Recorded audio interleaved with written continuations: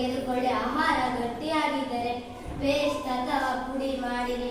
ಒಂದು ಸ್ವಚ್ಛವಾದ ಪ್ರಮಾಣದಲ್ಲಿ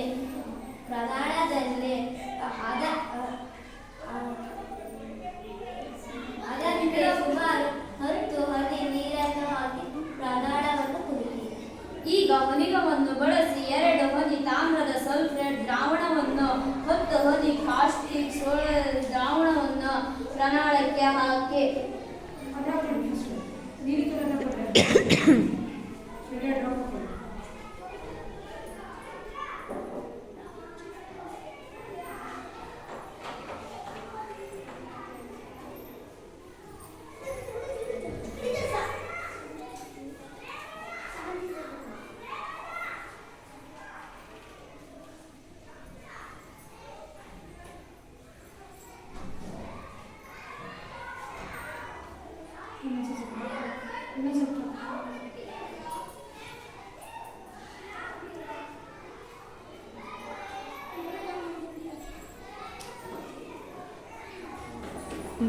ಧನುಷ್ ಮೇಲಿಡ್ಕೊ ತುದಿ ಕೈ ಬಿಡು. ಈಗ 2 ಹನಿ ಕಾಸ್ಟಿಕ್ ಸೋಡಾ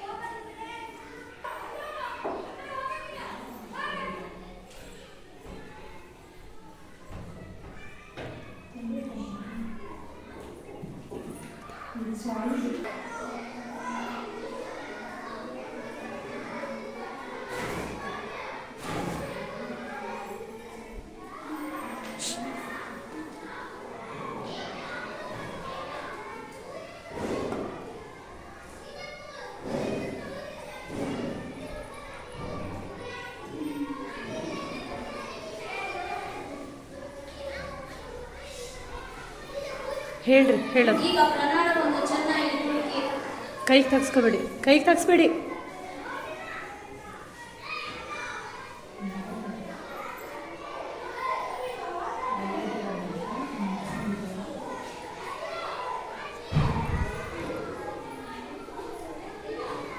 ಸಮರ್ಥ.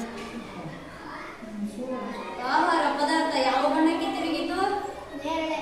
ಹೌದು, ಆಹಾರ ಪದಾರ್ಥವು ನೇರಳೆ ಬಣ್ಣಕ್ಕೆ ತಿರುಗಿತು. ತಿರುಗಿದಾಗ ಪ್ರೋಟೀನ್ ಇದೆ ಎಂದು ತಿಳಿಯಬಹುದು. ಬಣ್ಣವು ಬೇರೆ ಪದಾರ್ಥಕ್ಕೆ ಬಂದಿಲ್ಲ ಎಂದರೆ ಅದರಲ್ಲಿ ಪ್ರೋಟೀನ್ ಇಲ್ಲ. ಹಾಲು, ಬೇಯಿಸಿದ ತೊಗರಿಬೇಳೆ, ಬೇಯಿಸಿದ ಬೇಳೆ, ತರಕಾರಿ ತುಂಡು, ಬೇಯಿಸಿದ ಮೊಟ್ಟೆ ಇವುಗಳಲ್ಲಿ ಪ್ರೋಟೀನ್ ಇದೆ ಎಂದು ತಿಳಿಯಬಹುದು. ಧನ್ಯವಾದ.